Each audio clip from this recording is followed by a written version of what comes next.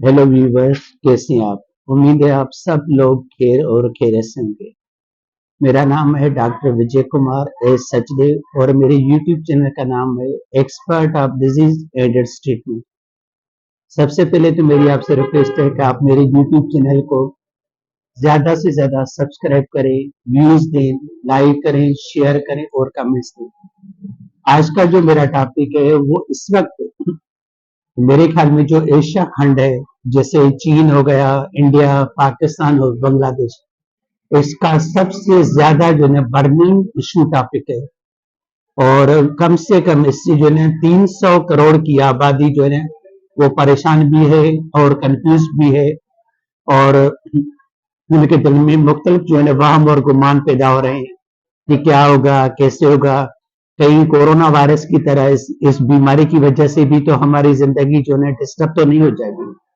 तो ये मेरी जो वीडियो है आप कोशिश करके जीरो से लेकर आखिर तक सुकून से और मुकम्मल देखें। इसमें आपको बहुत सारे जो है फायदे नजर आएंगे और मैं आपको बहुत सारी जो है ढेर सारी नॉलेज भी दूंगा।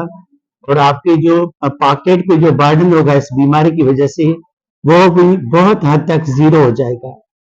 तो आते ही आज का हमारा जो टॉपिक है वो है H M P virus. H virus होता क्या है? ये शॉर्ट फॉर्म है। वैसे इसका नाम जो है वो है ह्यूमन मेटा न्यूमो वायरस।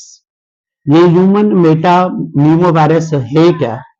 और ये अचानक कहाँ से चाइना से यहाँ आ गया? पहले जो है थोड़े बहुत केसेस इंडिया में आ गई और एक आध केस जो है ना हमारे पाकिस्तान में भी आ गए हैं, मगर ये जो शुरुआत इसकी हुई है वो ही है हमारी चाइना से। तो मैं आपको सबसे पहले ये बता दूं कि ये वायरस कोई नया थोड़ी है। ये सालों से, सदियों से चला आ रहा है, मगर मुख्तलिफ नामों से चला आ रहा है। जैसे आजकल इस वायरस से पहले हमारे क्लिनिक पे केसेस आते थे। एक आता था वायरल रेस्पिरेटरी ट्रैक्ट इन्फेक्शन और दूसरा आता था bacterial respiratory tract infection. Bacteria में जो होता था उसमें जो है हमारी जो है टॉन्सिल्स और फेरिंग्स ये इन्वॉल्व होती थी। और वायरस में ये होता था कि पेशेंट को जो है लो ग्रेड फीवर और फ्लू, स्नीजिंग, जनरलाइज्ड बॉडी एक और सोर थ्रोट और जो है ना वीकनेस वगैरह जाने को होती थी। और जो है टॉन्सिलाइटिस जो आरटीआई होता है उसमें जो है होता है high grade fever with shivering, pain in throat और उसके बाद फीवर, फ्लू, कफ, जनरलाइज्ड बॉडी एक, हेड एक, वीकनेस और एनोरेक्सिया और मलेज होती थी। तो ये तो हम रोजाना के हिसाब से हम फेस करते थे और ये आज की डिजीज नहीं है। जब हम छोटे से बच्चे थे उस वक्त भी वायरल फीवर होता था और इस वक्त भी वायरल फीवर है, मगर नाम चेंज है। अब इसका नाम जो हमने रखा है वो है एच वायरस। अगर इसमें आप टेस्ट करवाना चाहें तो आप वो करवा सकते हैं। और इसका टेस्ट का जो नाम है उसका नाम है RT-PCR टेस्ट। और ये हम जो है नेजल स्वाब के थ्रू लेते हैं, नोज से। और अगर ये टेस्ट आप करवाना चाहें फिर भी ठीक है, अगर ना करवाना चाहें फिर भी ठीक है, क्योंकि इस टेस्ट के पॉजिटिव होने से या नेगेटिव होने से आपकी ट्रीटमेंट पे कोई भी फर्क नहीं पड़ेगा। यानी कि आपकी ट्रीटमेंट वही होगी जो एक वायरल फीवर की होती है, जिसमें जो है कोल्ड भी होती है, फ्लू भी होती है, स्नीजिंग भी होती है और नेजल कंजेशन भी होती है और कभी कभार हमें जो है कफ भी होती है। तो ये हो गए हमारे साइन एंड सिम्टम्स। और ये ज्यादातर किन को तकलीफ ज्यादा देती है? ये वायरल फीवर ज्यादा से ज्यादा जो हमें परेशान करता है या तकलीफ देता है वो होते हैं immuno compromise patient, old age patients और children below the age of 1 year. यानी कि 1 साल से कम उम्र के बच्चों में ये ज्यादा जो है तकलीफ दा होता है और उसमें ज्यादा और कुछ भी नहीं होता। कभी कभार डिफिकल्टी इन ब्रीथिंग होती है।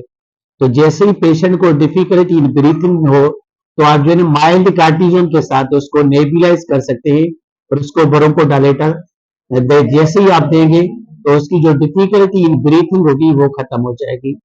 ठीक है। और दूसरी जो ट्रीटमेंट जो ऑप्शन है वायरल फीवर के, जिसका नाम है HMP वायरस। HMP वायरस उसमें ये होता है कि आपने एंटीपायरेटिक देनी है और एंटी हिस्टामिन देनी है। अगर कंजेशन है तो नेजल डी कंजेस्टेंट देना है और अगर कफ है तो आप एंटी कफ सिरप दे सकते हो।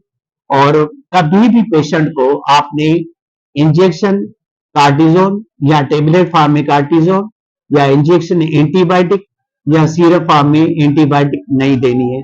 तो ये क्योंकि ये वायरल फीवर है और ये सेल्फ लिमिटेड डिजीज है, यानी कि ये खुद ब खुद खत्म हो जाती है। अच्छा, ये स्प्रेड कैसी होती है?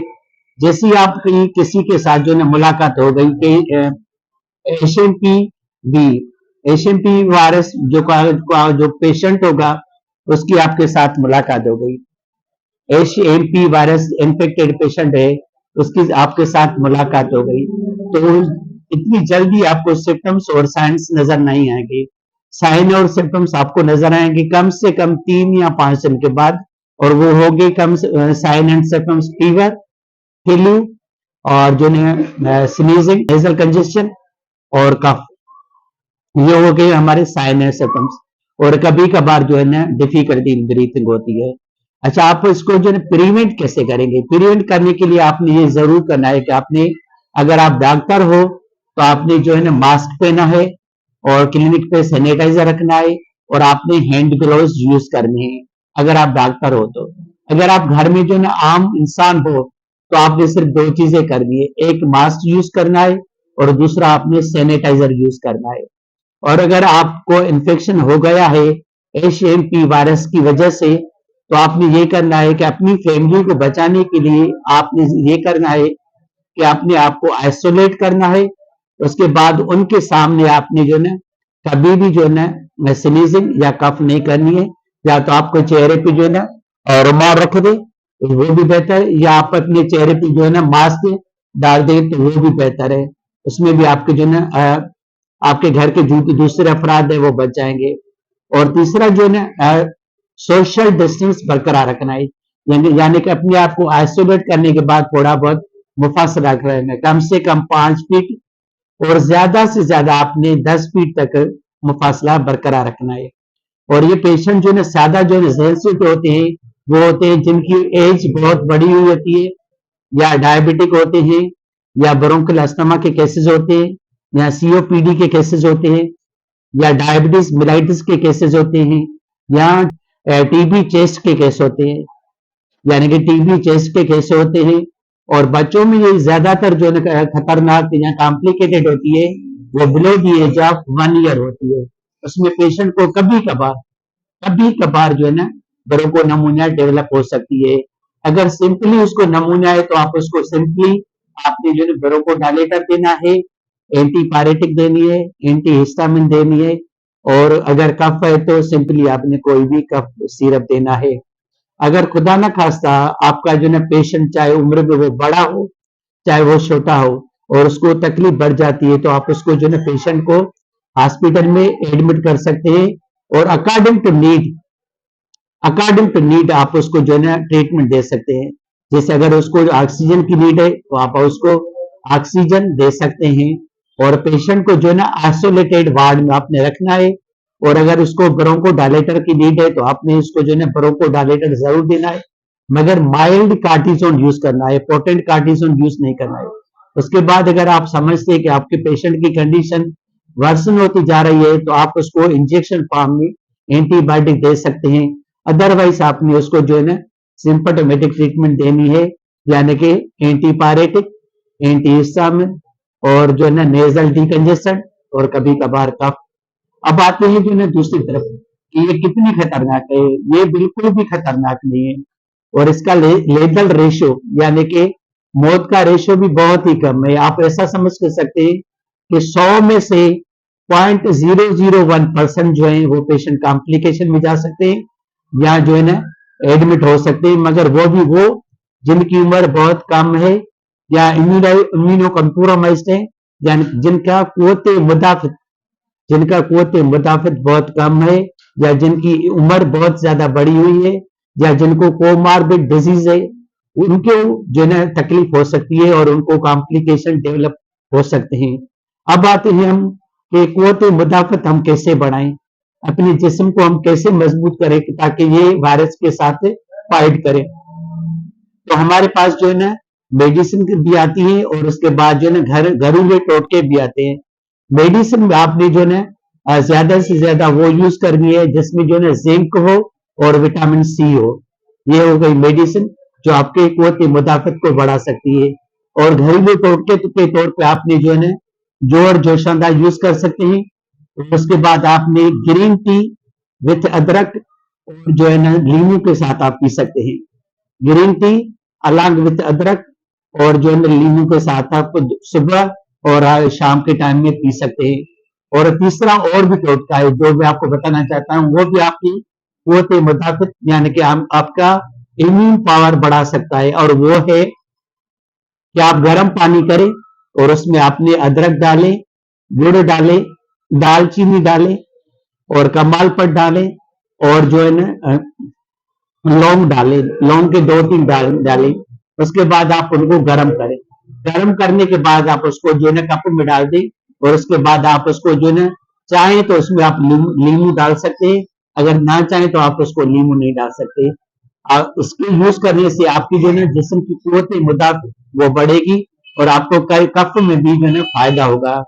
और टेस्ट की तरफ हम आते हैं तो टेस्ट की जरूरत है नहीं, मगर अगर आप करवाना चाहें तो उस टेस्ट का नाम है TR-PCR मेथड।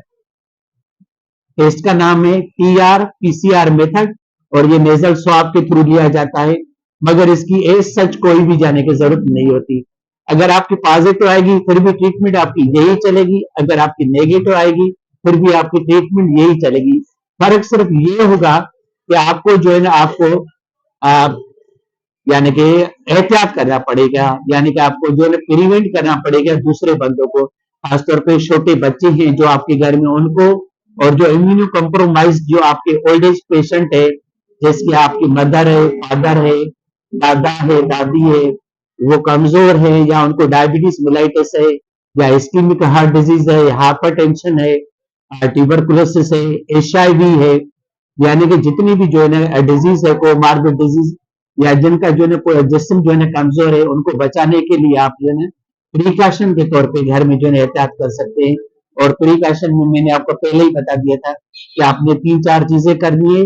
और कभी भी ये जो बंदे हैं इम्यूनो कम्प्रोमाइज पेशेंट, खासतौर पे बूढ़े बंदे या कोमार्बिड पेशेंट या बच्चे, उनके सामने आपने कभी भी स्नीजिंग या कफ नहीं करनी है। अगर कफ करनी है या स्नीजिंग करनी है तो कोशिश करके एहतियात से काम ले तो बेहतर होगा। तो ये हो गया हमारा आज का टॉपिक HMP वायरस और उसके साथ रिलेटेड आपके जो है साइन एंड सिम्टम्स और उसकी टेस्ट और उसकी प्रिकॉशंस। और मैंने आपको ये भी बताई है कि ये कितनी जो है ना खतरनाक है या कॉम्प्लिकेटेड है, तो ऐसा कुछ भी नहीं है। ये एक सिंपल जो है ना वायरल डिजीज है और ये सालों से चली आ रही है, मगर इसके नाम अलग अलग होते हैं। कभी जो है एशियन इन्फ्लुएंजा वायरस के तौर पे नजर आती है, कभी कोई दूसरे वायरस के नाम पे नजर आती है, मगर इनके साइन एंड सिम्टम्स वो सेम होते हैं, यानी कि फीवर, फ्लू, नेजल कंजेशन और कभी कभार कफ। और कभी कभी किसी पेशेंट में जो है ना ये कॉम्प्लिकेशन डेवलप हो कर सकती है। उसमें आपको कॉम्प्लिकेशन में ज्यादा से ज्यादा क्या होगा, सिर्फ ब्रोंको नमूनिया हो सकता है, तो उसके लिए आप जो है ना ट्रीटमेंट कर सकते हैं या पेशेंट को एडमिट कर सकते हैं। Thanks for watching my video, God bless you. मैं अगेन कहूंगा कि इस बीमारी से आपको परेशान होने की कतई जरूरत नहीं है। ये सिंपल और सिंपल एक वायरल डिजीज है और इसको सिर्फ और सिर्फ सोशल मीडिया ने ज्यादा से ज्यादा बढ़ावा दिया हुआ है, वरना ऐसा कुछ भी नहीं है। आप सुकून से जो है इस बीमारी से फाइट कर सकते हो और बगैर किसी टेंशन के, मगर ये एक शर्त है कि आप अपने घर में जो भी आपके इम्यूनो कॉम्प्रोमाइज बंदे हैं, जैसे छोटे बच्चे हैं या बूढ़े वालदेन हैं, दादा हैं, दादी है या कोमार्बिड रिलेटेड डिजीज आपके घर में कोई भी बंदा है, तो आप उनको जो है ना एहतियात करवाएं। तो ये हो गया मेरा आज का टॉपिक। God bless you.